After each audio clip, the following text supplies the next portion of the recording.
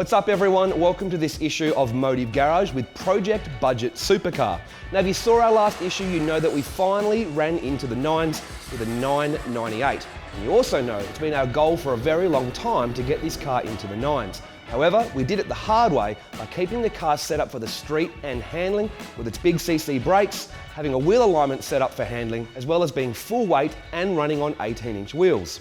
Now we originally said that running a 9 was our primary goal, but you know how racing goes, and we had a new goal in sight to go quicker. Now around 18 months ago, Alex Russo, with his R32 GTR from Build to Race Motorsports, ran a 996, and as far as we knew, was the quickest stock bottom end GTR. So beating that became our new goal. So when the car ran the 998, it actually popped a shim. So the first thing I had to do was fix that, and then I teamed up with the guys from Red Sun Motorsport to compete in Newland Nationals Round 4 roll racing.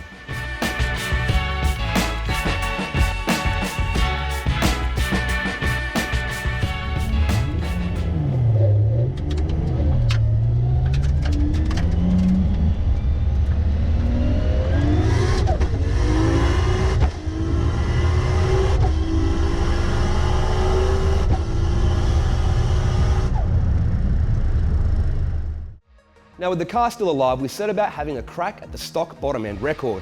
Now with the engine being quite tired, lifting the head and a cracked block, we didn't want to risk pushing for any more power. So we decided to go for a wider tyre as well as a larger profile. This meant trying to find a 17-inch rim that fits over our brakes. After lots of test fits of different wheels to clear our big CC brake kit, we found these 17x9 Versys wheels from the guys at Cartel Australia. We then got hold of some Mickey Thompson ET Street Rs in a 275/40/17 thanks to Arthur at Tuner's Edge. So with those tyres fitted up, we decided to head to Sydney Dragway for a Wednesday night race for real. Unfortunately, on a test launch, the car popped a shim once again. To stuff it, we decided to run the car anyway.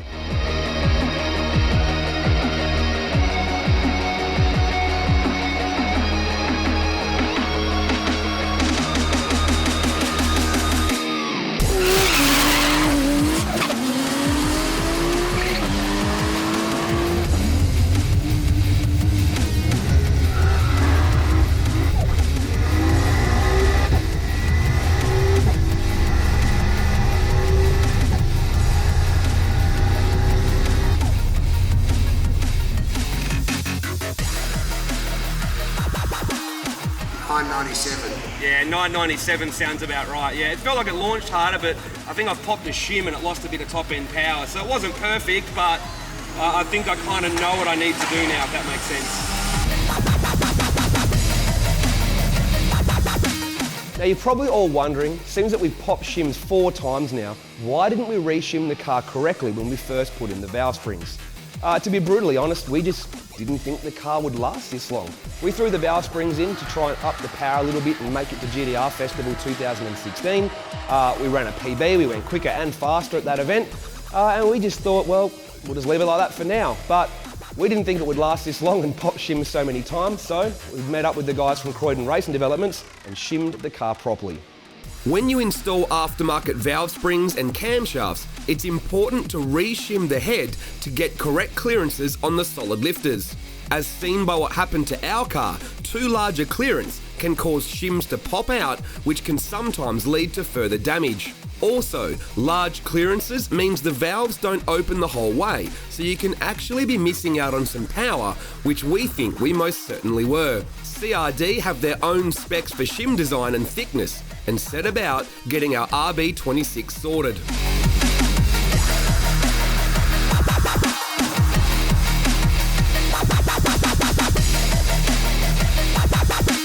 With the car back together, and before we even had the chance to hit the strip, we got a last-minute invite from our friends at TurboSmart to compete in the Flying 500 at the Yokohama World Time Attack Challenge.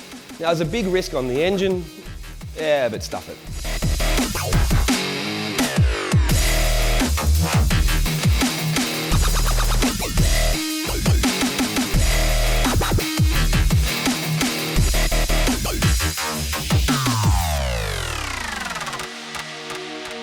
3 runs back-to-back on a hot day on the Friday was asking a lot of the car, and it did push some water, but still managed 4th place on the day amongst some big competition.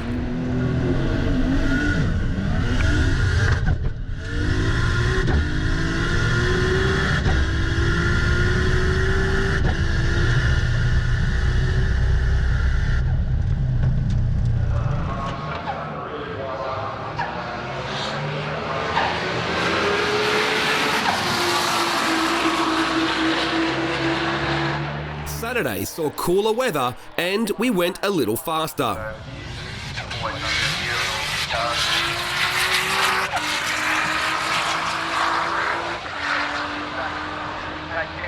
We ended up in 6th place with 235 kilometres per hour, which is over 145 miles per hour in a tad over 400 metres, so we were pretty happy. Now, after World Time Attack, we wanted to hit the strip again, but we were pretty busy and we had to head to the USA for SEMA and to New Zealand for Power Cruise, so I had to wait until we get back. Let's go. All right, I'd be lying if I said I wasn't nervous, because I am, especially with this engine.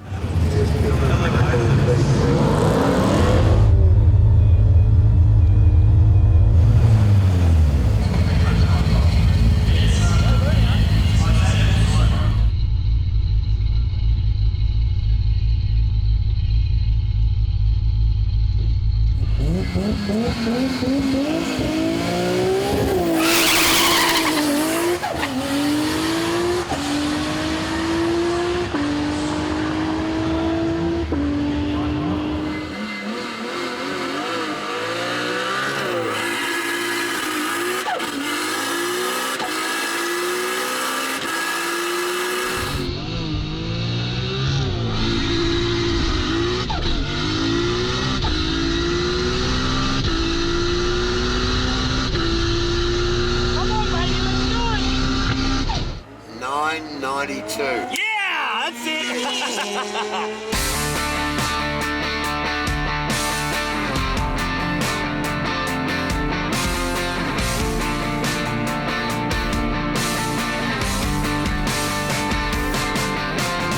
So there it is, we've done it. As far as we know, we have the quickest stock bottom end GTR. If you know of one that's gone quicker, feel free to let us know, but we haven't found one yet with all of our searching across the internet. Now the scary part is the car's still got performance potential left in it. If we're able to do a warm-up burnout and set up the suspension for drag racing, we've got no doubt the car could probably do a 9.6 or a 9.7. However, we're proud of the fact that we did it on our first attempt with no test launches, and we did it with the car still set up for handling and set up for the street, making the car a true all-rounder. So what's next? Well, the track has said we can't go back without a cage and a parachute and being fully teched. So we're going to basically use that as an excuse to give the car a bit of an overhaul. We want to install a whole new wiring specialties wiring loom. We want to tidy up the engine bay. We want to give the car a respray and of course build a new engine for the car. But the big question is, what engine are we going to build? Now if I could build whatever I wanted, I'd build a 2.8 litre stroker in a billet block that revs to 10,000 RPM. However, billet, stroke and revs are all very expensive. So what we're going to do is keep it a little bit more down to earth. We're going to build a budget 2.6 litre engine, and we're only going to take care of the weak points that we know that we have to do.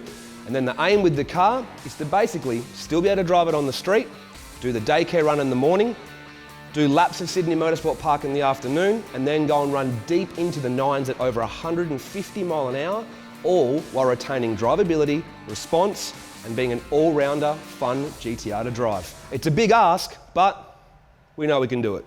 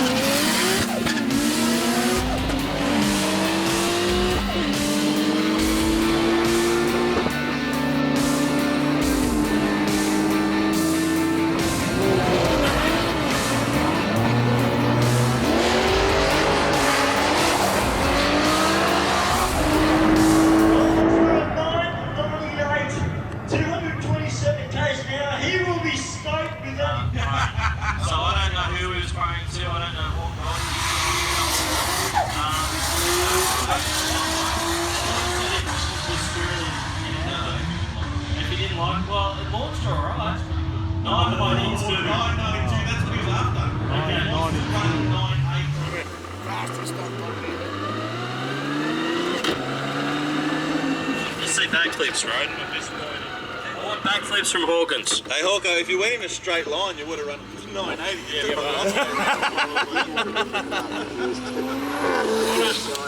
Thanks, mate. Bring it back when it's bigger and better. I will.